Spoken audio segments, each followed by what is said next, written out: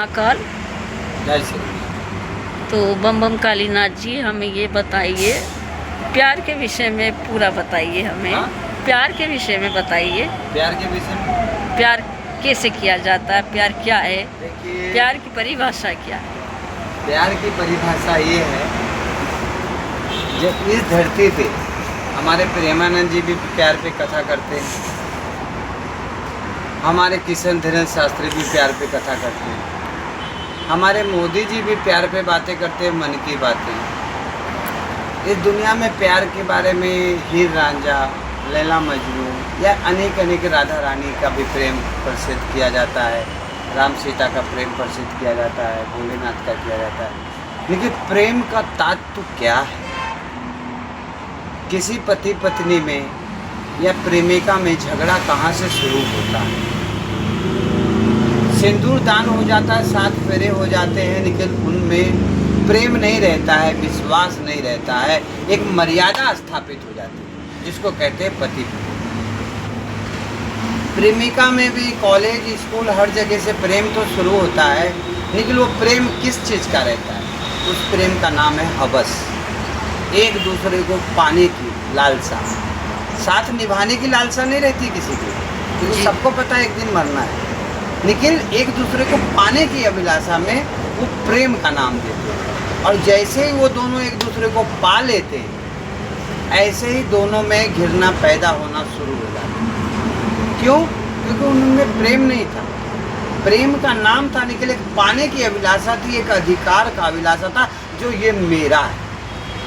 और इस दुनिया में हम सभी मानव भगवान के हैं, और विश्वास जहाँ रहता है वहीं भगवान रहते हैं।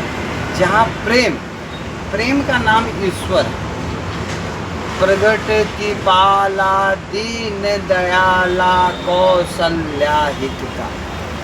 जब कौशल्या जी का दशरथ जी का मिलन हुआ तो प्रेम हुआ। उस प्रेम के भाव से हमारे रघुवंशी रामचंद्र जी और भरत जी शत्रुघ्न जी इस धरती पे प्रकट हुए। क्या हुए? प्रकट हुए प्रेम के माध्यम से। लेकिन उन दोनों में विश्वास था उस फल का, जो यज्ञ का लाभ हमें मिलेगा, इसलिए भगवान को आना पड़ा। और ये जो मानव इस धरती पे प्रेम की परिभाषा कहती है, जो मैं तेरे लिए पहाड़ पे से कूद जाऊंगा, तेरे लिए जहर खा लूंगा, मैं तेरे लिए अपने आप को मिटा दूंगा, ये प्रेम की परिभाषा नहीं है। न प्रेम में मिटना चाहिए, न प्रेम में मिटाना चाहिए, न प्रेम में मिटना चाहिए, न प्रेम में मिटाना चाहिए।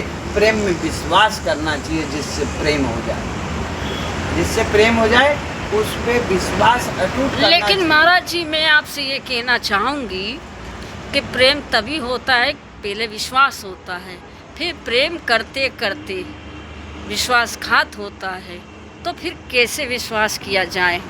ये आपने बहुत अच्छी विचार दी है अपने, लेकिन फिर से मैं आपको वहीं पे लेके आता हूँ जहाँ विश्वास हमने किया, फिर प्रेम किया, फिर पाने की अभिलाषा कहाँ से आ गई?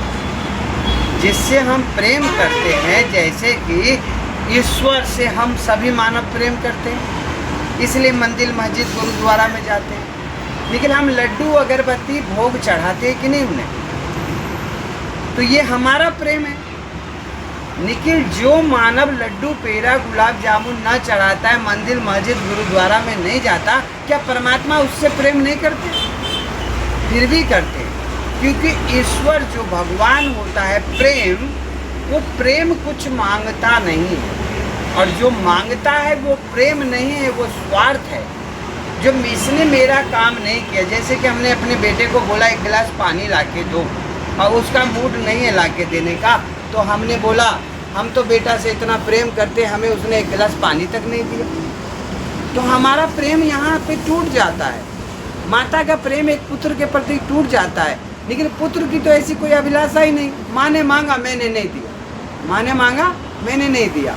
उसकी तो बचपना थी या सीनियर था, किसी काम में बिजी था, लेकिन माता पिता नहीं समझते। माता पिता कहते मैंने बच्चे से प्रेम किया, उसके लिए जीवन कुर्बानी दे दी, लेकिन बच्चे ने मुझे 1 गिलास पानी नहीं दिया, क्योंकि हमने उसको प्रेम की परिभाषा नहीं दी। बच्चे को कभी भी हमने उसको स्वार्थ की परिभाषा दी बचपन से ही, जो बेटा पढ़ो लिखो, कलेक्टर बनो, मंदिर में मत जाओ, जाओ तो 2 मिनट के लिए दर्शन करके आ जाओ, साधु संत से ना मिलो, गांजा पीना सीख जाओगे।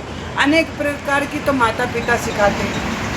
फिर वो बच्चा पढ़ लिख करके शादी ब्याह करता है तो माता पिता फिर कहते बेटा कमाओगे नहीं तो आपका परिवार कैसे चलेगा। तो हम तो बच्चे को हमेशा से मोह माया में सिखाए, तो प्रेम की परिभाषा वो क्या जाने। महाराज जी, आपकी बात मैंने सुनी, ठीक है, अच्छे विचार हैं आपके, लेकिन मैं आपसे एक प्रश्न करना चाहती हूँ। जैसे आपने बताया है कि प्रेम करो तो पाने की इच्छा मत रखो, अगर नहीं पाएंगे तो प्रेम कैसे करेंगे? आत्मा से करेंगे या परमात्मा से करेंगे?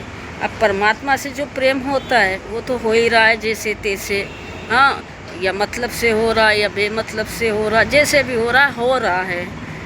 और जब किसी प्रेमी से अगर प्रेम करना हो और उसे पाने की अभिलाषा ना रखे तो कैसे प्रेम किया जाए? नाम से या सोच के या ऐसे ही दूर से? ये बताइए, ऐसे प्रेम हो सकता है? इसमें भी मैं आपको 2 शब्द में ही आपका समय लूँगा। प्रेम, जो आप कह रहे हैं ऐसे कैसे हो, कैसे पता चले जो प्रेम हमने किया या हमें कुछ प्राप्त हुआ यदि हम कुछ लाए ना दूर से? ये सब बात है आपकी।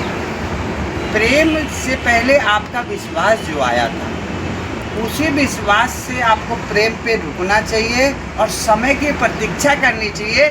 जो मैंने इससे प्रेम किया है, भगवान ने हमें इससे मिलाया है, तो हमें इंतज़ार करना होगा जो जितना हम प्रेम कर रहे हैं उसके बदले में इससे भी हमें प्रेम ही मिलेगा। लेकिन हर समय मैंने जो देखा है, आदमी देता कुछ और है और लेने की अभिलाषा कुछ और है। जैसे कि मेरे ऊपर ही थोड़ा सा ले लीजिए, बम बम कालीनाथ, जो आप सबका चहेता प्रेमी हूँ।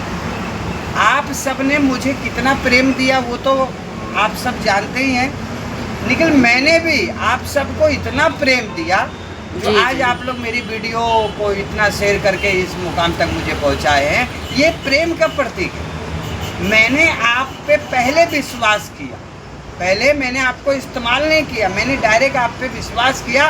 जो ये सारा जगत ब्राह्मणों का है, ये सारा जगत हमारा सनातन का है, तो ये सब मुझे प्यार करते हैं। और मैंने उस पे 2 शब्द कही जो दुनिया की सभी समस्या का समाधान, बम बम कालीनाथ। और आप सब ने उसी बात को इतना प्यार दिया जो आज सब आनंद में है। जय श्री महाकाल।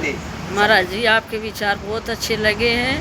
प्रेम के बारे में आपने पूरा हमें समझा दिया है, इसलिए जय श्री महाकाल। आदेश।